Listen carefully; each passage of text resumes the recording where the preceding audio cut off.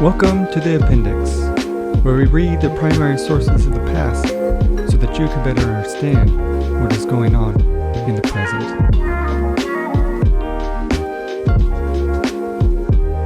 Today's primary source, the Navigation Act of 1660.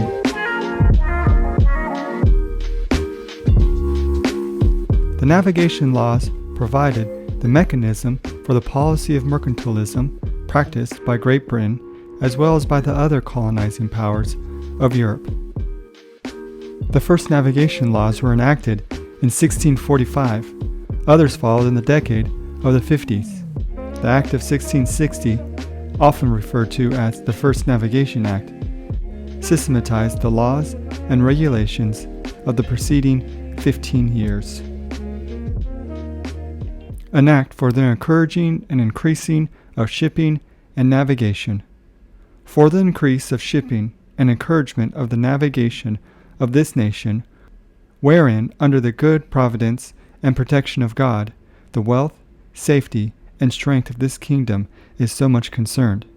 be it enacted by the King's most excellent majesty, and by the Lords and Commons in this present Parliament assembled,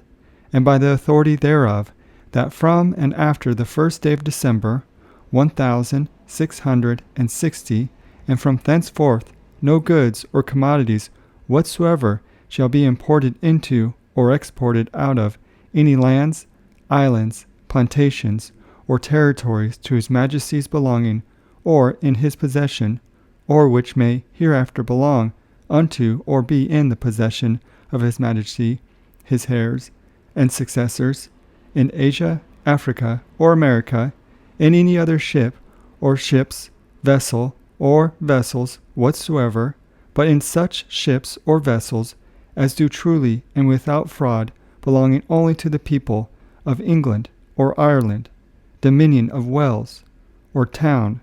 of Berwick upon Tweed, or are of the built of and belonging to any of the said lands, islands, plantations, or territories as the proprietors and right owners thereof, whereof the master and 3/4 of the mariners at least are English, under the penalty of the forfeiture and loss of all the goods and commodities which shall be imported into or exported out of any the foresaid places in any other ship or vessels, as also of the ship or vessel. 2. And be it enacted that no alien or person not born within the allegiance of our sovereign Lord the King, his heirs and successors, or naturalized or made a free denizen, shall from or after the first day of February 1661 exercise the trade or occupation of a merchant or factor in any the said places, upon pain of the forfeiture and loss of all his goods and chattels.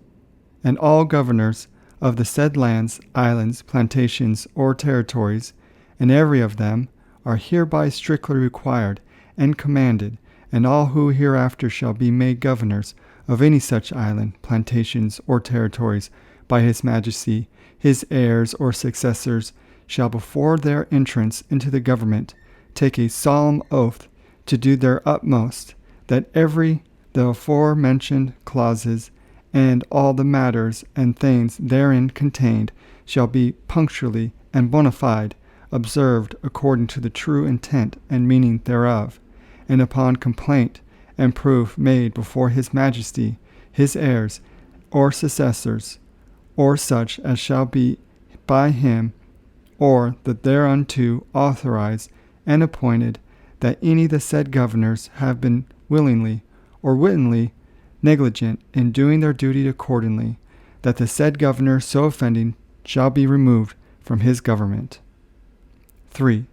And it is further enacted that no goods or commodities whatsoever of the growth, production, or manufacture of Africa, Asia, or America, or of any part thereof, or which are described or laid down in the usual maps or cards of those places, be imported into England, Ireland, or Wales,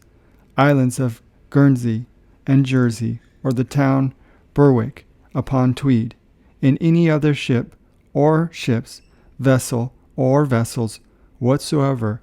but in such as do truly and without fraud belong only to the people of England or Ireland, Dominion of Wales, or the town of Berwick upon Tweed, or of the lands, islands, plantations, or territories in Asia, Africa, or America, to His Majesty belonging, as the proprietors and right owners thereof, and whereof the master and 3/4 at least of the mariners are English. 2. Under the penalty of the forfeiture of all such goods and commodities, and of the ship or vessel in which they were imported. 4. And it is further enacted that no goods or commodities that are of foreign growth, production, or manufacture, or which are to be brought into England, Ireland, Wales, the islands of Guernsey and Jersey, or the town of Berwick upon Tweed, in English-built shipping, or other shipping belonging to some of the aforesaid places,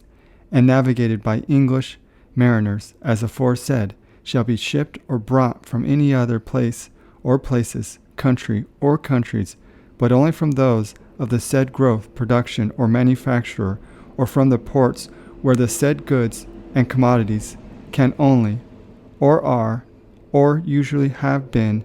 first shipped for transportation, and from none other places or countries, under the penalty of the forfeiture of all such of the aforesaid goods as shall be imported from any other place or country, contrary to the true intent and meaning thereof, as also of the ship in which they were imported. 5. And it is further enacted that any sort of ling, stockfish, pilchard, or any other kind of dried or salted fish, usually fished for and caught by the people of England, Ireland, Wales, or the town of Berwick upon Tweed, or any sort of codfish, or herring, or any oil or blubber, made, or that shall be made, of any kind of fish whatsoever, or any fish fins, or whalebones, which shall be imported into England, Ireland, Wales, or town of Berwick upon Tweed, not having been caught in vessels truly and properly belonging thereunto as proprietors and right owners thereof, and the said fish cured, saved, and dried, and the oil and blubber aforesaid, which shall be accounted and pay as oil, not made by the people thereof, and shall be imported into England, Ireland, or Wales, or town of Berwick upon Tweed, shall pay double alien customs.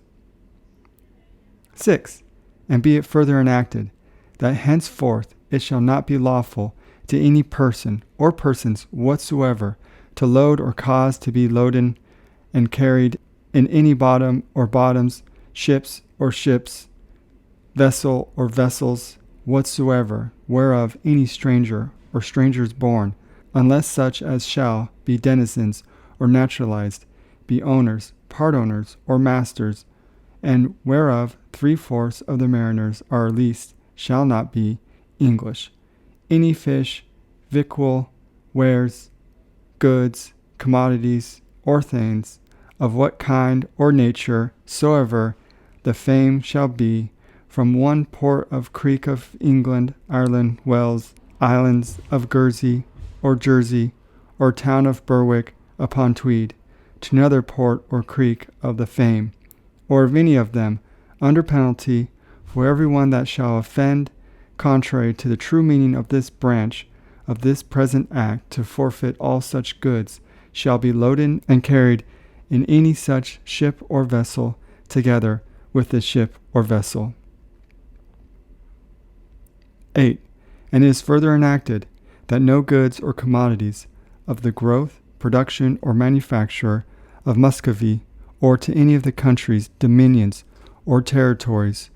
to the Emperor of Muscovy or Russia belonging, as also that no sort of mast, timber, or boards, no foreign salt, pitch, tar, rosins, hemp, or flax, raisins, figs, prunes, olive oils, no sort of corn or grain, sugar,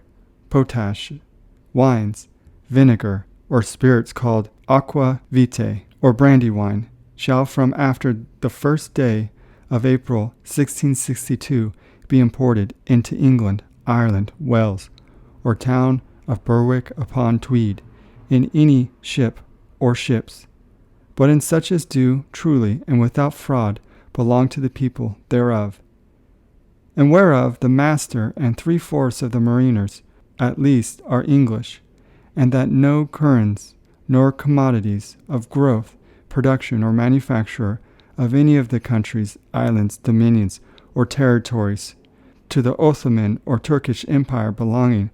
shall from after the 1st day of September 1661 be imported into any of the aforementioned places in any ship or vessel, but which is of English built and navigated. 13. Provided also that this act or anything therein contained extend not or be meant to restrain the importing of any East Indian commodities loaded in English-built shipping, whereof the master and 3/4 of the mariners at least are English, from the usual place or places for landing of them in any part of those seas, to the southward and eastward Cabo Bona Esperanza, although the said ports be not the very places of their growth. 28. And it is further enacted, that from and after the 1st day of April 1661, no sugar, tobacco, cotton wools, indicios, ginger, fustic, or any dyeing wool of the growth, production, or manufacture of any English plantations in America, Asia, or Africa shall be shipped, carried, conveyed, or transported from any of the said English plantations to any land other than to such other English plantations as do belong to His Majesty. Thank you for joining us for today's primary source on the appendix. We will see you in the stacks.